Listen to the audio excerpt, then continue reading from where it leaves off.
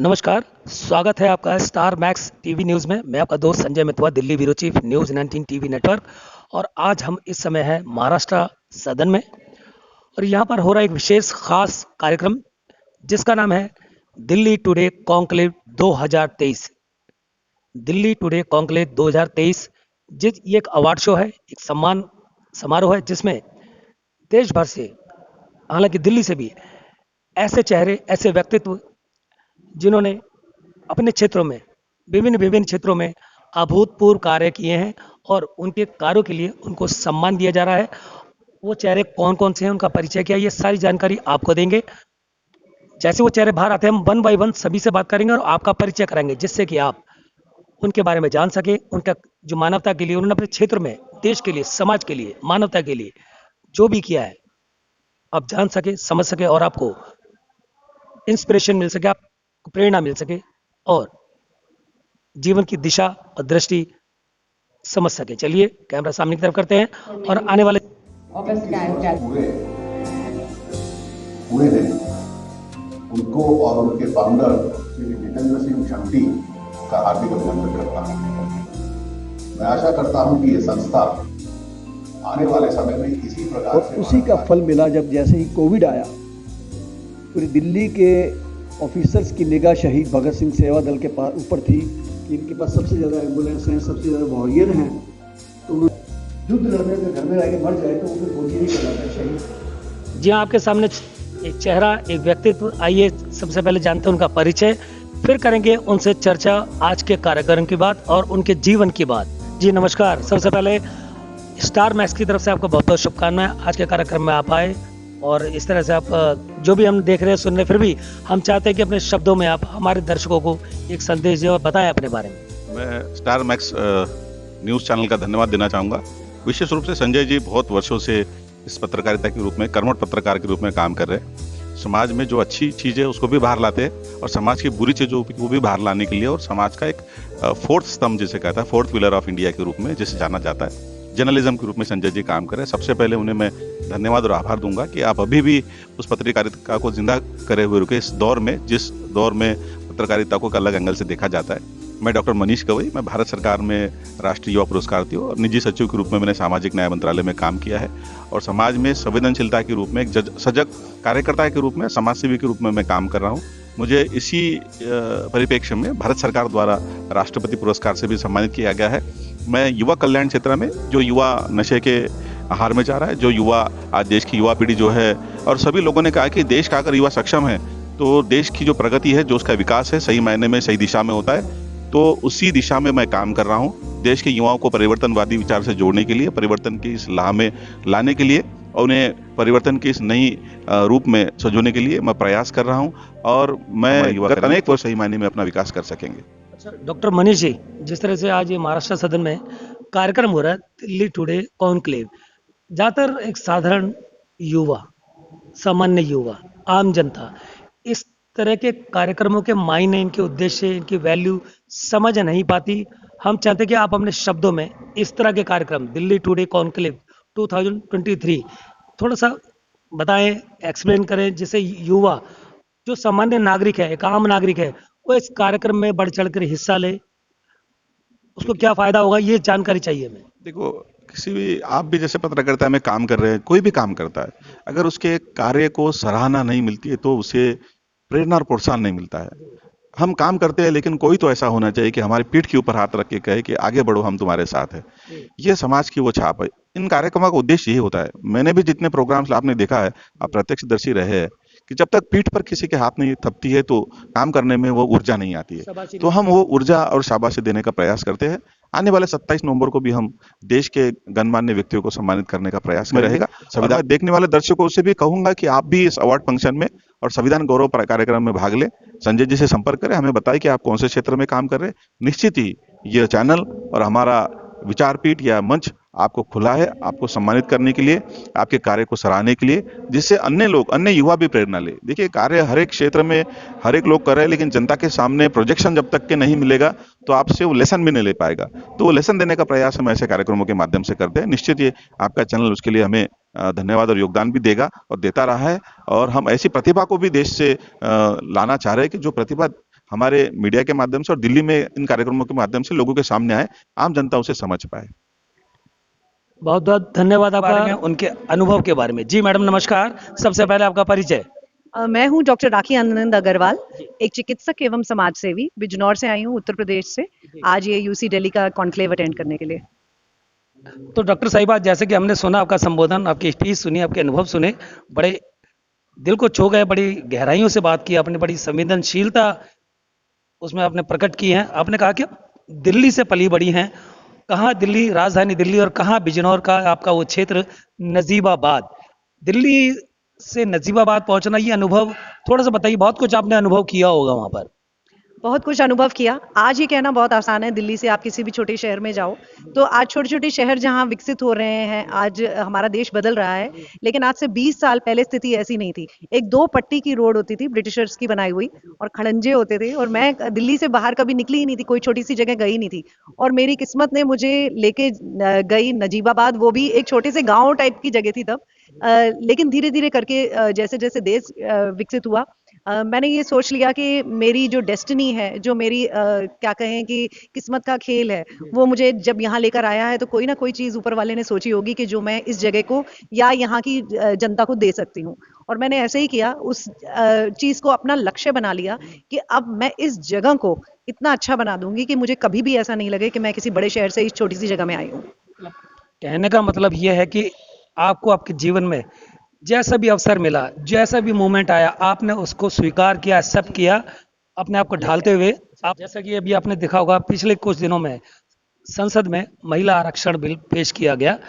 तो क्या आपको लगता है कि महिला आरक्षण बिल आने से महिलाओं को शक्ति मिलेगी, उनको लाभ मिलेगा? बहुत, बिल्कुल, बिल्कुल। और ये बहुत ही ज़रूरी था। महिलाओं की मैं जो भी सभा देखती थी, चाहे वो पॉलिटिकल हो या चाहे हमारी राज्यसभा है या पार्लियामेंट में बैठे हैं, मैं देखती थी देश की आधी आबादी तो हार्डली कोई 1-2 महिला दिखाई देती थी। ज़्यादातर आज भी वही स्थिति है कि भई ज़्यादातर जितने भी आदमी हैं वो बड़े-बड़े पोस्ट पे हैं, बड़े-बड़े उस पे हैं, पोज़ीशंस पे हैं। लेकिन महिलाओं को जो उनकी वो मिलनी चाहिए, जो उनकी ड्यू रिस्पेक्ट, वो नहीं मिली। लेकिन ये बिल से अब मुझे उम्मीद जगी है कि आगे आने वाले समय में इस बिल के द्वारा महिलाओं को जो रिस्पेक्ट वो डिजर्व करती हैं, देश के चालन में उनका भी पूरा क्या कहते हैं कि पूरा हाथ होना चाहिए, उनका पूरा योगदान होना चाहिए। आपने बिजनौर नाम लिया, उत्तर प्रदेश याद आ गया। उत्तर प्रदेश से हमें योगी जी की जो राज है, शासन है, वो भी हमें याद आ गया। आपने एक अध्याय गुजारा है अपने जीवन का, आपने पहले का भी समय देखा होगा और अब योगी जी का भी समय देखा है। तो दोनों में कुछ फर्क आया? आज वहाँ की महिला की स्थिति क्या है? क्या वहाँ पे सुरक्षित है? क्या महिला के लिए वहाँ पे सुविधाएं हैं? क्या वहाँ पे महिला अपने आप को सुरक्षित समझ रही हैं? जी। मैं इतनी खुश हूँ कि आपने मुझसे ये सवाल पूछा। योगी जी से पहले और योगी जी से बाद अगर कहना चाहें तो बहुत लंबी लाइन है। मैं अपना ही एक्सपीरियंस शेयर कर देती हूँ। एक समय होता था, मैं क्योंकि दिल्ली से हूँ, मैं जब जाती थी बिजनौर, तो एक कॉन्वॉय लगता था बिजनौर से लेकर नजीबाबाद तक, और महिलाएं जो इस डर में रहती थी कि कल हम शाम को 7 बज गए तो हम बाहर नहीं निकल सकते, या हम कहीं पे भी काम करने नहीं जा सकते, छेड़छाड़ से, इस तरह की परेशानियों से वो सब डर मिट चुका है। 1090 आज सब लड़कियों को पता है, जगह जगह स्कूल में उसका वो होता रहता है। महिला सुरक्षा आज आप बिलीव नहीं करेंगे कि आज जिस तरह से स्थिति है, वो कॉन्वॉय तो पता नहीं दूर की बात होगी, ऐसा लगता है कभी वो पता नहीं कौन सी पिछले जन्म में था। योगी जी के आने से महिलाएं जो अपने आप को सुरक्षित महसूस कर रही हैं, आई थिंक सबसे बड़ा प्रभाव तो उसके ऊपर पड़ा है। और आज जो हमारे उत्तर प्रदेश का बच्चा है, चाहे वो हिंदू हो, मुसलमान हो या किसी भी धर्म का हो, वो जानता है कि योगी जी कौन है। और अगर कहीं पे भी जिस तरह से जो नकेल कसी है क्रिमिनल्स के ऊपर योगी जी ने, उससे हम लोग अपने आप को बहुत हर्षित महसूस करते हैं। आपको और क्या पहले लग रहा है, होता था, यूपी और दिल्ली में कुछ परिवर्तन लगता है? देखिए दिल्ली पहले से ही विकसित था और यूपी जो था इसलिए वो इतना विकसित नहीं था उस समय। बीमारू प्रदेश कहते थे यूपी को, तो उसमें विकसित होने लायक बहुत जगह थी। तो ये कंपेयर करना दिल्ली को और यूपी को सही नहीं रहेगा, क्योंकि हाँ नहीं, महिलाओं की दृष्टि से भी पहले से ही यहाँ की महिलाएं काफी विकसित थी और मॉडर्न हैं, उनको अपॉर्चुनिटीज ज्यादा हैं, उनको कई सारी चीजें सुविधाएं उपलब्ध हैं। यूपी की महिलाओं को वो सब नहीं थी, तो वो मिलना एक अच्छा, और नेचुरली वहाँ की प्रोग्रेस अच्छी लगती है। हमें लगता है कि भाई यूपी में जो कार्य हुआ है उतना दिल्ली में नहीं हुआ। लेकिन ये भी बात सच है कि पहले से ही दिल्ली एक विकसित जगह है, तो वहाँ पोटेंशियल ऑफ कार्य कम है। लेकिन मैं ये जरूर कहना चाहूंगी कि मुझे पहले लगता था कि जैसे दिल्ली बहुत साफ सुथरी है और लोग यहाँ के सजग हैं, वो मुझे कुछ कम लगता है। अब मुझे लगता है दिल्ली की अभी प्रोग्रेस जो है वो स्टैग्नेंट हो गई है, एक जगह आकर कहीं रुक गई है, अटक गई है, ये जरूर लगता है। और यूपी अभी ऊपर प्रोग्रेसिव। चलिए फिर बात करने के लिए बहुत बहुत शुक्रिया। चलते चलते एक बार फिर से अपना परिचय दे दीजिए, जिससे कि हमारे दर्शक आपसे कभी मिलना चाहें, जुड़ना चाहें। जी। मैं हूं डॉक्टर राखी आनंद अग्रवाल। आप फेसबुक पे मेरा पेज सर्च कर सकते हैं डॉक्टर राखी आनंद अग्रवाल के नाम से। इंस्टाग्राम पे मैं डॉक्टर राखी आनंद 3 के नाम से हूं, और मैं हूं बिजनौर से, उत्तर प्रदेश से। आप कभी भी ट्विटर पे भी मैं डॉक्टर राखी आनंद अग्रवाल के नाम से हूं। धन्यवाद।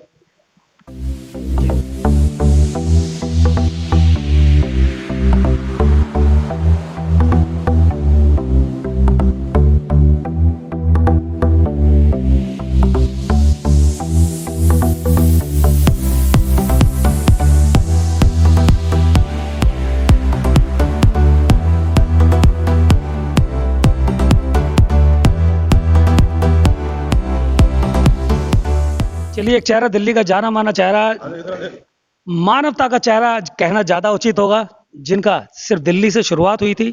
एक छोटा सा प्रयास जिसकी गूंज पूरी दिल्ली में मची, उसके बाद पूरे देश में, उसके बाद देश के बाहर।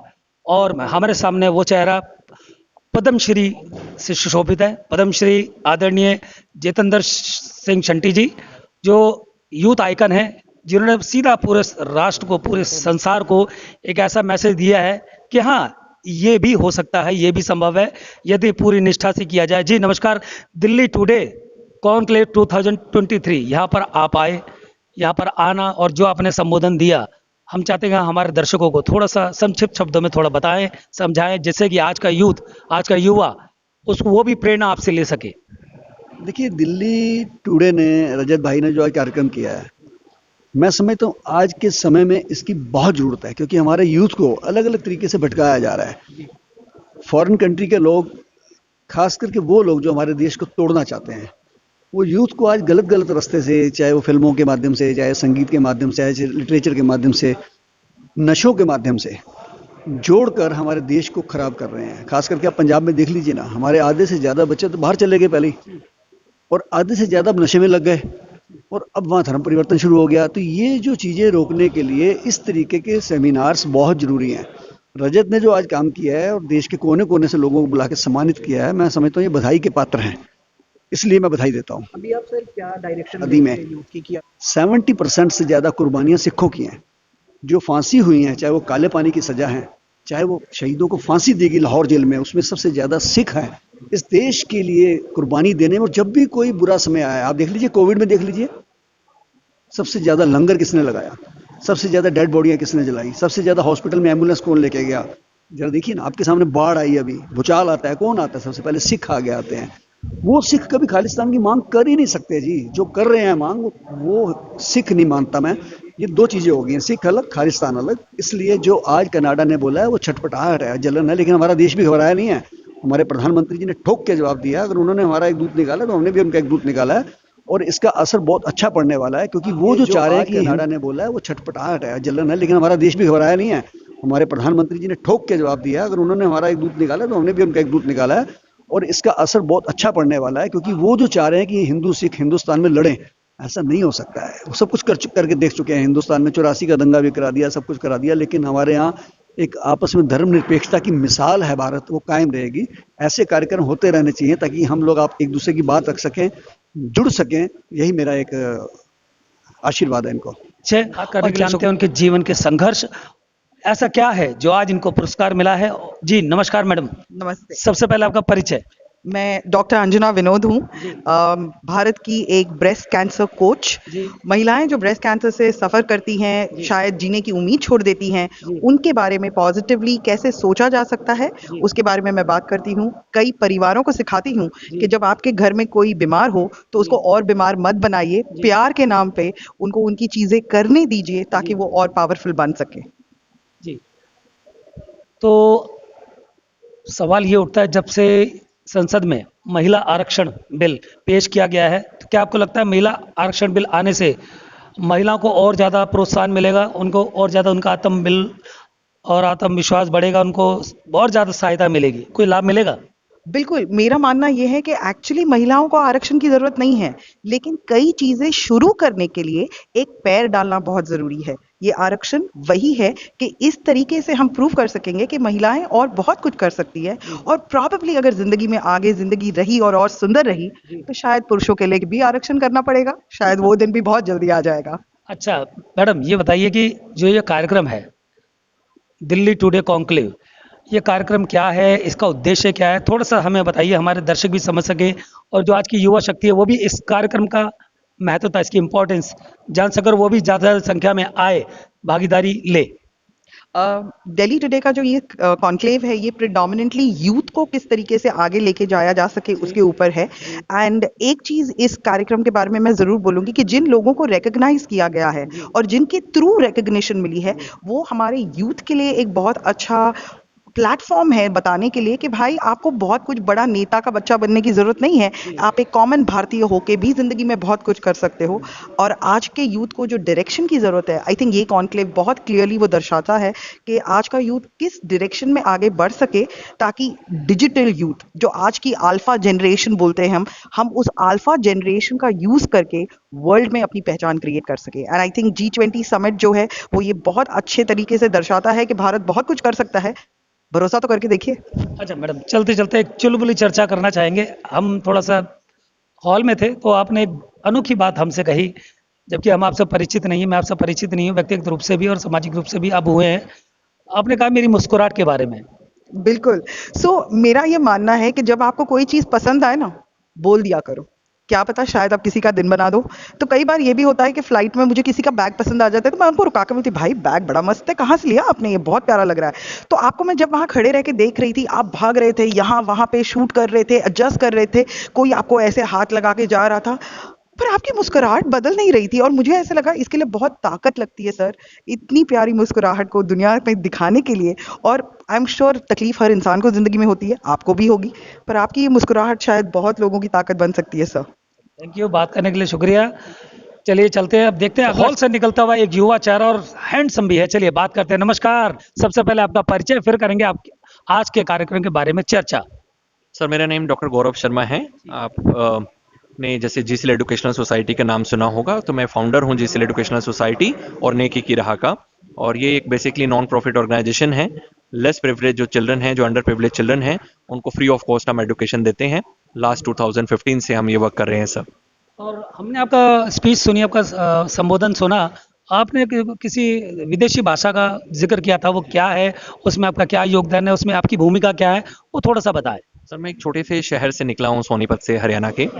तो वहाँ पर अवेयरनेस की बहुत कमी थी और हम लोग भी, मैं स्पेशली अपनी बात करूँ तो गवर्नमेंट स्कूल से मैं पढ़ा हूँ, तो कुछ नया करना चाहता था, सिटी के लिए कुछ अच्छा करना चाहता था, आने वाली पीढ़ी के लिए। तो मैंने सर फॉरेन लैंग्वेज का अध्ययन किया और फ्रेंच भाषा सर मैंने सीखी और फ्रेंच भाषा में इंटरनेशनल लेवल के जितने भी जो एग्जाम्स होते हैं, जो लेवल्स होते हैं, वो क्लियर की और फ्रेंच लैंग्वेज में पीएचडी भी की। तो न्यूजीलैंड में जाकर मैंने पीएचडी की और कैनेडियन जो एम्बेसी के साथ बहुत सारे कोलैबोरेशन हुए, फ्रेंच एम्बेसी के साथ कोलैबोरेशन हुए, तो अपना फॉरेन लैंग्वेज इंस्टीट्यूट भी स्टार्ट किया और बहुत सारे प्राइवेट सेक्टर्स में जो स्कूल्स हैं वहाँ पे मैंने अपनी जो सर्विसेज हैं सर वो दी। और एक बहुत टाइम के बाद मुझे ये रियलाइज़ हुआ कि मुझे मेरी कुछ सोशल रिस्पॉन्सिबिलिटीज़ भी हैं और मुझे कुछ करना चाहिए उन बच्चों के लिए, कोई अपने सिटी के लिए। तो वहाँ जो स्लम एरिया के जो बच्चे होते हैं उनको सर मैंने पढ़ाना स्टार्ट किया। 2015 में ही मैंने उसको रजिस्टर किया। मैं पढ़ा 2011 से रहा हूँ और आज 5000 से ज़्यादा सर मैं बच्चों को पढ़ा चुका हूँ और इसमें बहुत सारे बच्चे आज ऑलरेडी जॉब कर रहे हैं, उनको सक्सेस मिल चुकी है। तो ये उनकी सक्सेस सर कहीं ना कहीं हमारी लाइफ के साथ जुड़ी है और मुझे बहुत खुशी है। और जैसा कि आज का कार्यक्रम है दिल्ली टुडे कॉन्क्लेव 2023, यहाँ पे आपको बुलाया गया, आपको अवार्ड दिया गया, आपको सम्मान दिया गया। इस कार्यक्रम के बारे में थोड़ा सा बताइए, अपना अनुभव। सर ये जो दिल्ली टुडे ग्रुप है, इनकी सोच ही बहुत अच्छी है क्योंकि एक ये मिशन लेकर चल रहे हैं। मिशन है हर तरह के लोगों को अपने साथ कनेक्ट करने का। मिशन है और हर उस डिग्निटरी को, उनकी सोच को, उनकी सक्सेस स्टोरी को हमारे जैसे लोगों तक लेकर आने का। तो ये मिस मिशन पर है और मुझे लगता है कि हमारे जैसा यूथ इन पर्सनैलिटी से, इन डिग्निटरी से इंस्पायर होता है जब हम इन लोगों को सुनते हैं। जैसे आज जितेंद्र शंटी जी ने, जो पद्मश्री, उन्होंने जब हमें अपने बारे में बताया तो अपने आप में बहुत बड़ी शख्सियत है, तो हमें बहुत अच्छा लगा। ये इसी तरह चलते चलते, अच्छा एक और सवाल छोटा सा। अब वो चेहरा जिसने देश में आग लगा दी है और फायर ब्रांड है बन गए हैं विदुड़ी साहब। नहीं फिर भी आप आज के कार्यक्रम की जानकारी लेना चाहेंगे। आज के कार्यक्रम की नहीं ट्रस्ट में आज के कार्यक्रम की यूथ एम्पावरमेंट को लेकर दिल्ली टुडे ग्रुप के तरफ से आयोजन किया गया है। भारत के युवाओं के भविष्य को ध्यान में रखते हुए रजत श्रीवास्तव जी की टीम और उनको मैं बहुत बहुत शुभकामनाएं देता हूं, बधाई देता हूं। और इस प्रकार से मोटिवेशन करने का काम यूथ के बारे में और यूथ को ये जानकारी मिलने के लिए उनकी ताकत कितनी है, शक्ति कितनी है, उसको ये प्रेरित करता है। इसीलिए दिल्ली टुडे ग्रुप को मैं बहुत बहुत शुभकामनाएं देता हूँ। यहाँ पर जो अन्य जो आए हैं अवार्डी, आप उनसे परिचय होगा, आपने उनको देखा सुना होगा, तो आपका अनुभव क्या रहा? मिला हूँ, नेचुरल है। मैंने कहा ना, ऐसे लोगों को अपॉर्चुनिटी दी जाए, अवसर दिया जाए तो वैसा अच्छा काम करते हैं लोग। धन्यवाद बात करने के लिए। तो ये थे रमेश विदुड़ी जी, माननीय सांसद दिल्ली से। अलका जी जी, सबसे पहले तो दिल्ली टुडे कॉन्क्लेव 2023 में आपकी जो भागीदारी रही है, यहाँ पे अन्य अवार्डीज जो हैं आप उनसे मिले, आपने बात की, आपने अपनी भी बात की, तो कुल मिला के आपका जो अनुभव है आज के कार्यक्रम में वो क्या रहा, उसके बाद हम आगे बात करेंगे। मैं दिल्ली टुडे का धन्यवाद करती हूँ कि उन्होंने मुझे ये मंच और ये अवसर दिया कि मैं इतनी शानदार महिलाओं से और लोगों से जो यहाँ पर आए थे उनसे मिल सकूं, और आज के जो हमारे मुद्दे देश के सामने खड़े हैं मुझे उन पर बात करने का, इन लोगों के साथ चर्चा करने का आज मौका मिला। मुझे खुशी है। बस इस तरह के मंच आम नागरिकों को उपलब्ध होने चाहिए, नेताओं के साथ साथ, और नेताओं से वो सीधे सवाल करने की हिम्मत दिखा पाए। जिस तरह से आज मैंने देखा है कि एक हमारे सांसद से, एक नागरिक होने के नाते यहाँ पर जो महिला थी लहर, उसने सीधे सवाल किए, निडर होकर सवाल किए, और मुझे लगता है ये माहौल हमें अपनी आधी आबादी को तो जरूर देना है जो सीधे सवाल पूछ सके। दूसरा जी, संसद में महिला आरक्षण बिल प्रस्तुत हो चुका है, खुश तो बहुत होंगे आप। नहीं, आपने मेरी थाली में खाना रख दिया, पर आप कह रहे हैं मैं इसको 10 साल तक खा ही नहीं सकती हूँ। मेरी थाली खाली थी, आप एहसान कर रहे हैं कि मेरी थाली में खाना रख दिया और साथ में शर्त लगा ली कि 10 साल तक मैं इसको खाने को नहीं खा सकती। यानी कि महिला आरक्षण का लाभ आधी आबादी को नहीं मिल रहा, उसे अभी भी उसके हक अधिकार से वंचित रखा जा रहा है। ये जुमला है, उनका अपमान है। धन्यवाद।